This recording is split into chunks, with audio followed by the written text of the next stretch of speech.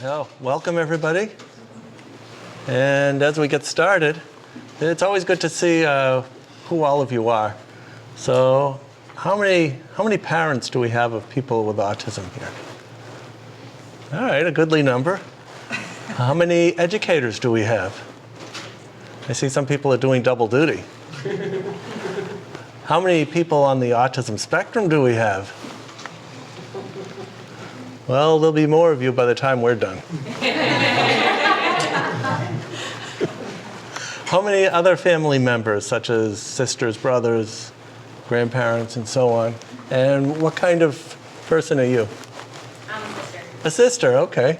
Thank you for coming. Thanks for coming. Thank you, everybody, for coming. And we're glad that you're here. And we're going to talk about a subject that is difficult to talk about, or at least difficult for us to talk about.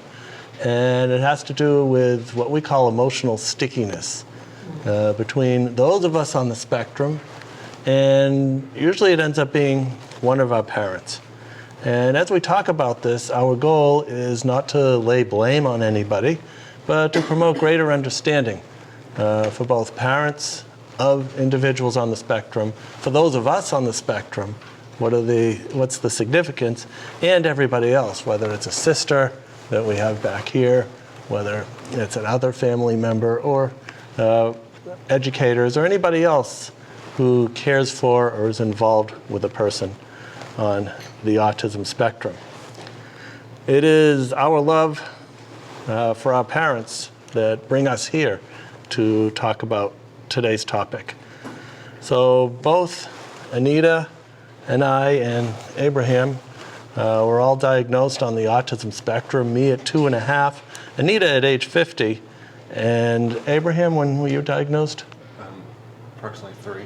Okay, at 3, so an earlier diagnosis. So while neither of us have children, we do have extensive experience being children. And we have a fair amount of experience being adults. We live 70% of our lives as adults, and also having a set of parents. And often as we consider people on the autism spectrum, there's a myth that we have a stunted emotional life with difficulties in understanding our own feelings or a lack of perceiving emotions in others, which may cause challenges in connecting with others. However, what I find through informal conversations with others on the autism spectrum, and there's a little bit of research on this as well, is that perhaps we may feel emotions more strongly than others. And what happens is we connect to these emotions, we fuse to these emotions to such a high degree that it may result in a shutdown. And that's what people may be noticing, and that's what may be the root behind the myth that we don't perceive other people's feelings, or we don't have feelings. What the challenge is that we express our feelings, or often express our feelings differently than others. So the expression of our feelings will be missed.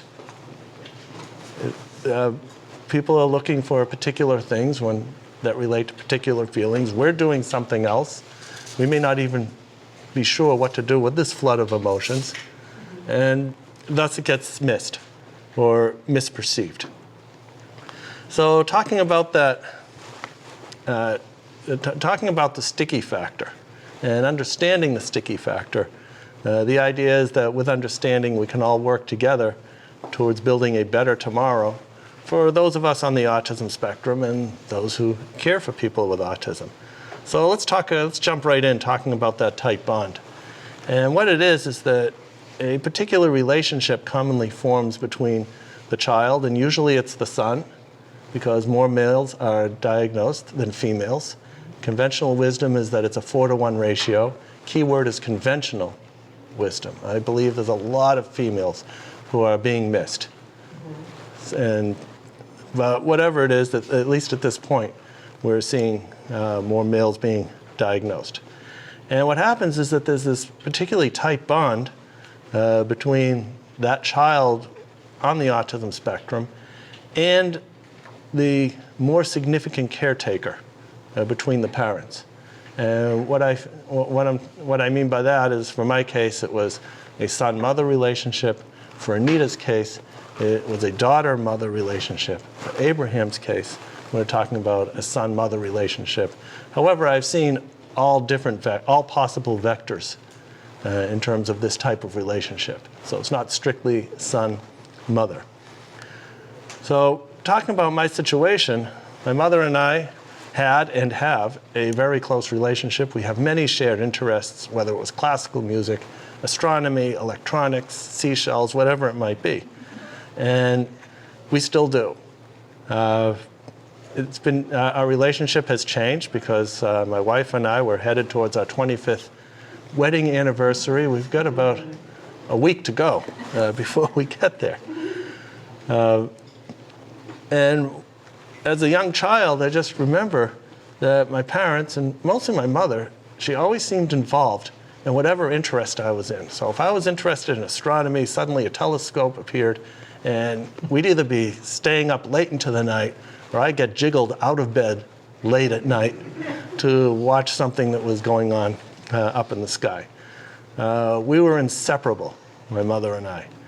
Immediately upon getting home after school, I would seek her out, and my cat, as part of my transition into the afternoon from the often scary and chaotic environment of the school. I was the youngest of three. My brother is 2 years older than I am. He has a diagnosis of mild to moderate retardation.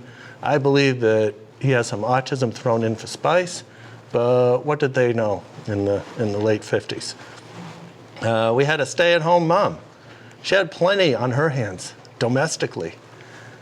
She was often confined to our home by what we later learned as agoraphobia.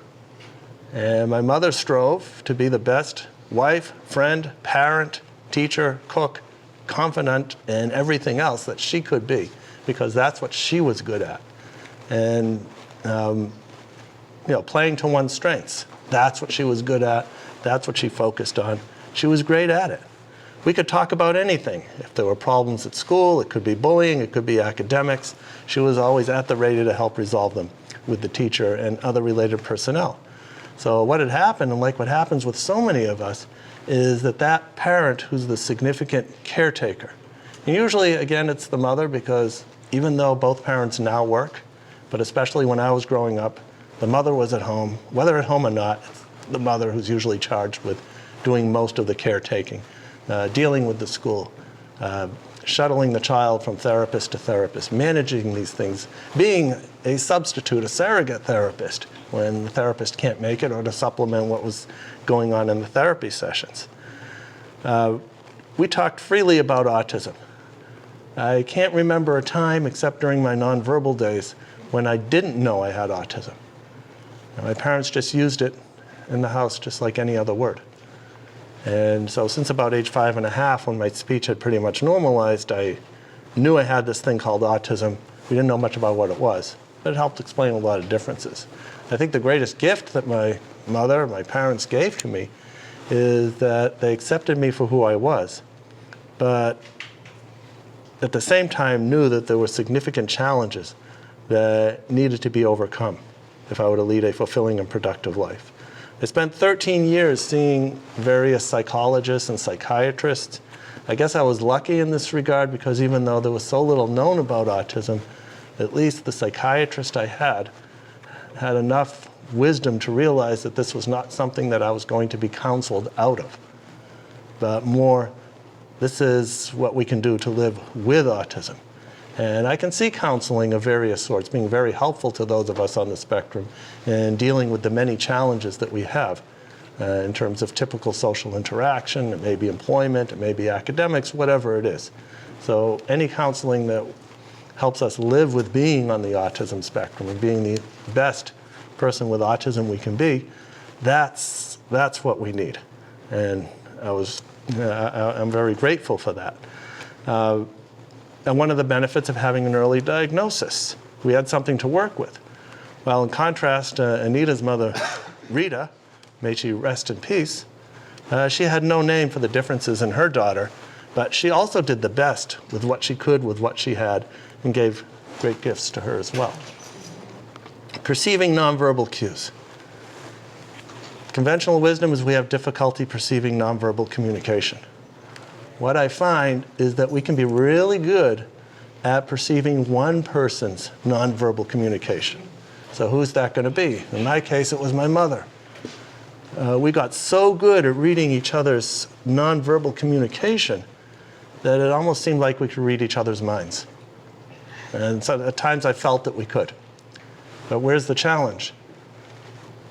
Conventional wisdom suggests that we have difficulty in generalization. I think there's a lot to be said for that. So transferring that is where the challenge is. And when it comes to later relationships, in terms of friendships and dating, well, let's just say it took me at least 10 years to transfer that type of nonverbal communication to my extremely trusting wife. I don't know how she put up with that, but somehow she did. Because my mother had agoraphobia, we basically supported each other. I think psychologists call this a double bind, for example, where I became her chauffeur. I would drive her around. Her agoraphobia prevented her from driving. Okay, so I'll drive, and it was a lot of fun. And we'd be driving around the neighborhood. We'd be doing ridiculous things that maybe was more appropriate for perhaps dating someone would be. But we'd go out for ice cream. We'd pass by bicyclists. Bicycling was another special interest of mine. And for some reason, my mother thought it was extremely funny to yell out the window, "Get a helmet!" So we had a lot of fun with that until a friend of ours said, "You know, it might not be a good idea because it might sound like that you're telling the bicyclist, go to," and bleep. And that certainly was not our intention, so unfortunately, that little bit of fun got taken away. Where was my father in all this?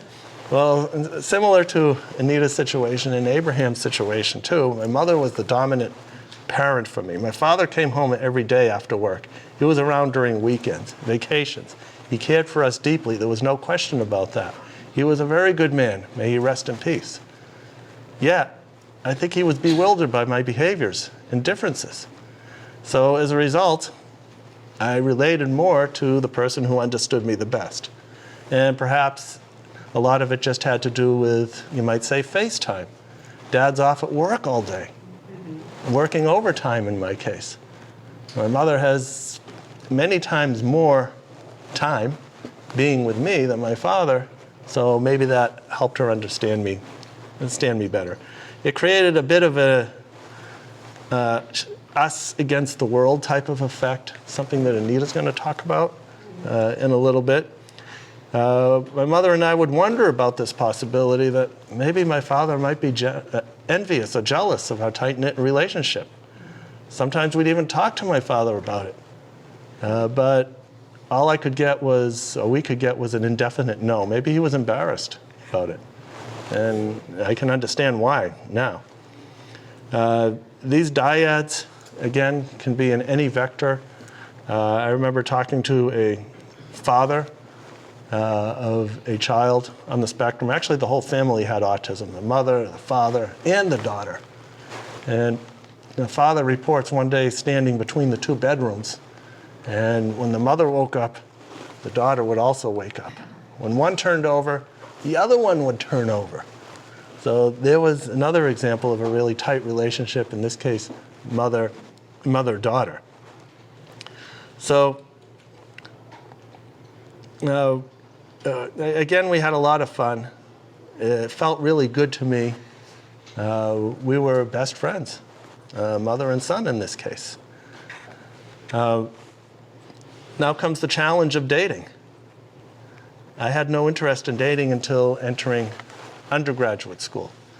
Perhaps due to being on the autism spectrum, perhaps due to being oblivious to nonverbal communication that surrounds dating. I think there's more nonverbal communication and hidden curriculum surrounding dating than probably any other activity. I was probably just oblivious to people who might be interested in dating me. So, for example, as I think back, I remember kissing a female friend that maybe the kiss was a little bit too long, and maybe there was something a little bit behind it, but I had no idea. My first encounter in almost dating was after spending a lot of time with this woman. This was in undergraduate school. And she told me that she really likes hugs and back rubs.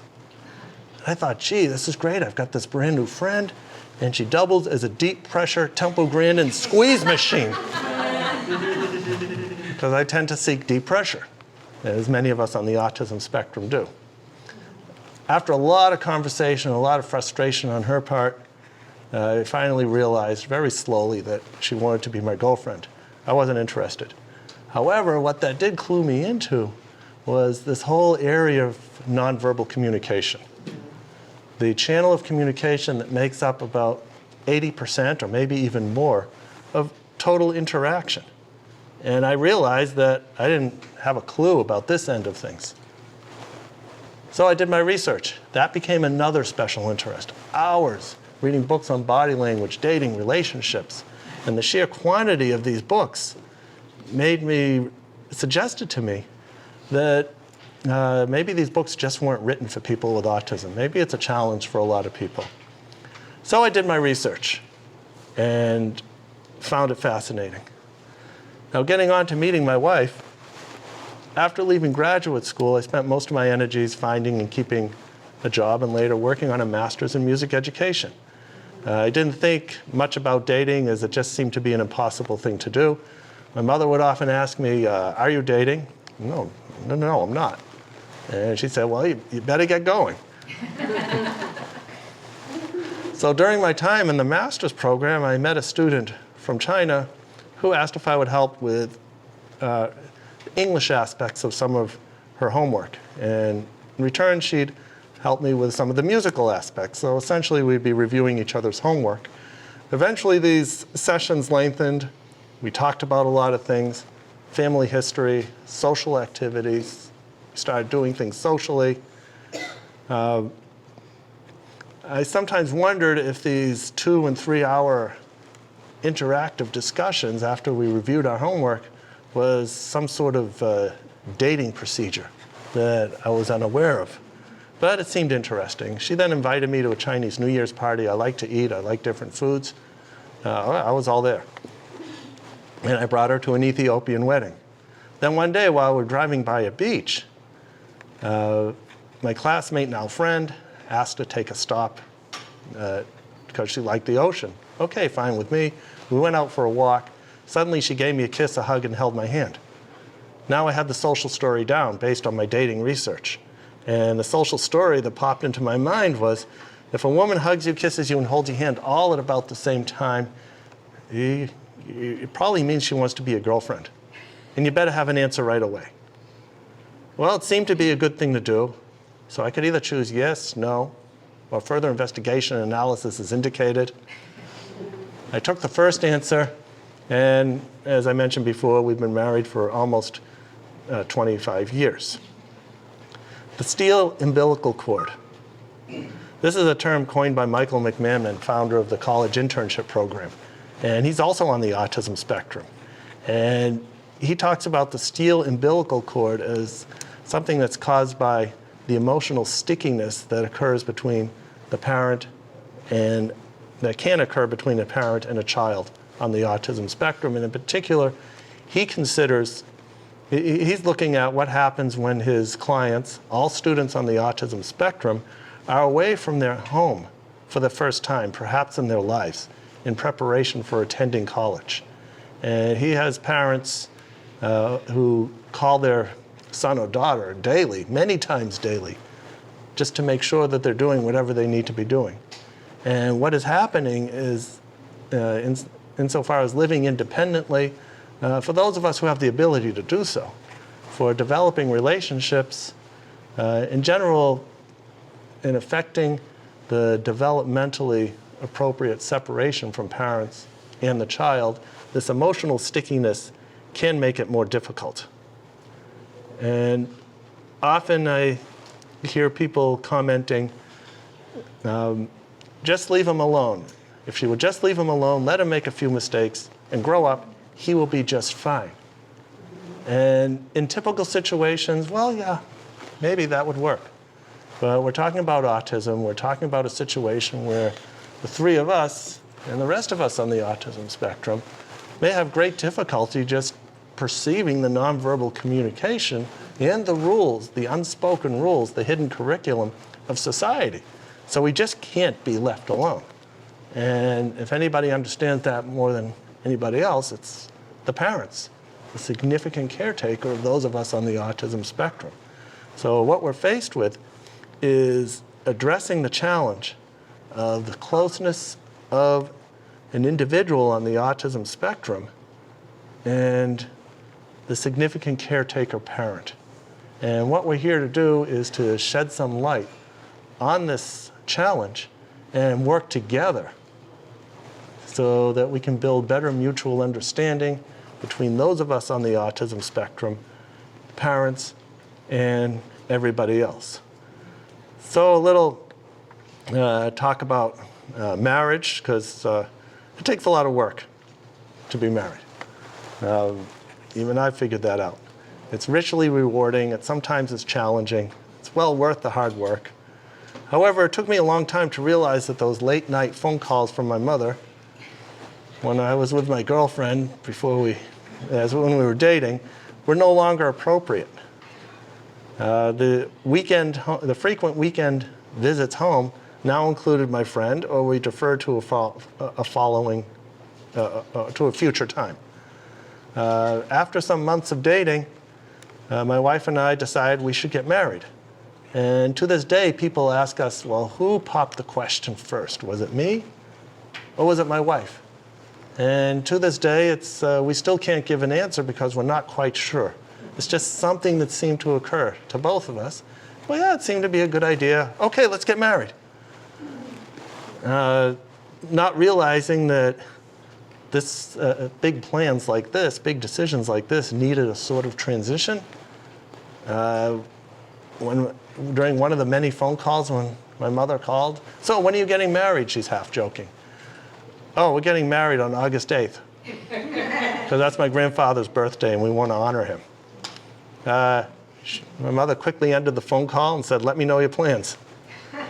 I don't think she knew what to do with it. And as I suggested earlier, it was hard for both my mother and I and my wife, as we needed to begin the process of developing closeness with my fiance and spending less time with my mother. It's not mutually exclusive.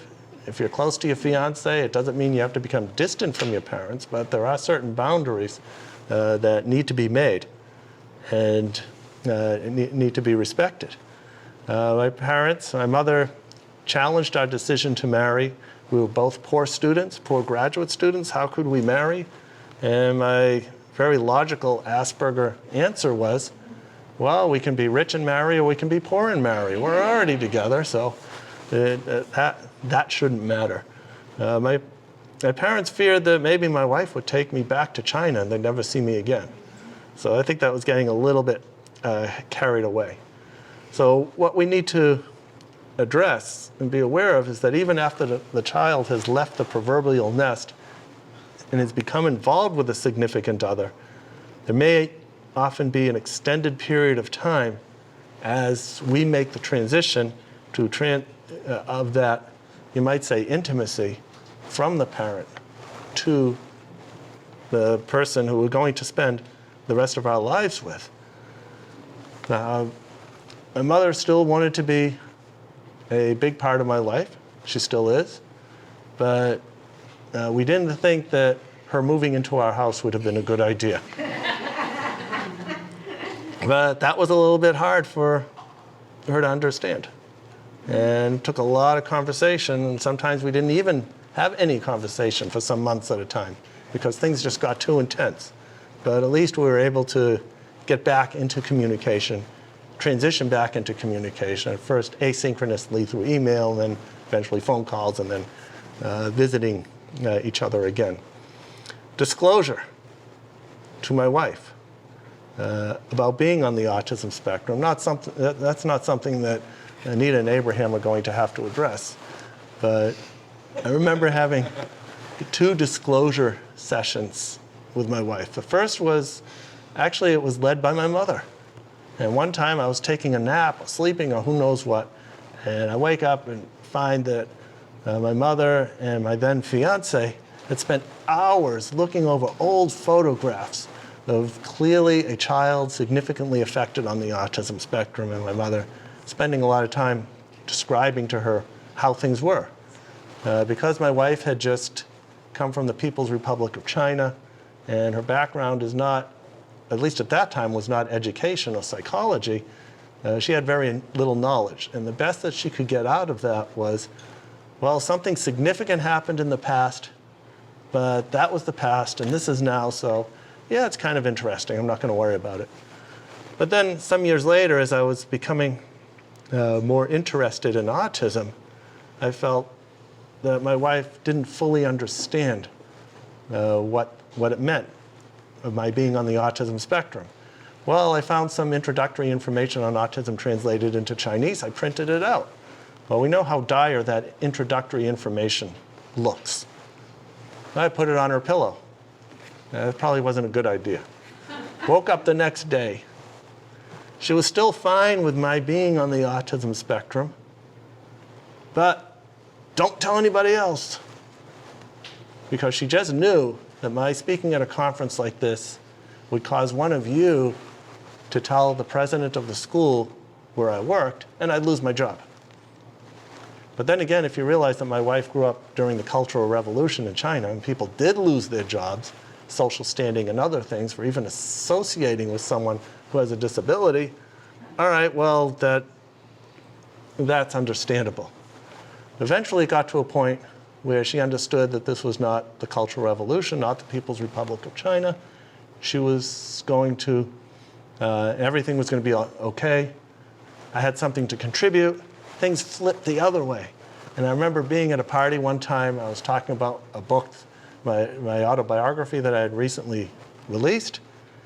And I'm talking about it, and suddenly she yells from across the room, "Oh yeah, him, he's autistic." Oh, okay, that takes care of that. But I'd much rather her over-disclose and not be afraid to disclose to somebody else than to be afraid, than to refrain from disclosing and being scared of what other people might think. So kind of went the other way, and I thought it was more humorous than anything else. So for me, it was a tug of war between two of the most important women in my life. And the idea of having to choose one or the other, well, that's a false dichotomy and not something that needs to be set up, but so often it is. Being aware of and addressing the sticky factor between a child and their parent when a significant other, fiance, or spouse is involved will help everybody make informed choices on how to reap the benefits, joy, and deep emotional satisfaction of having a good and appropriate relationship with all involved.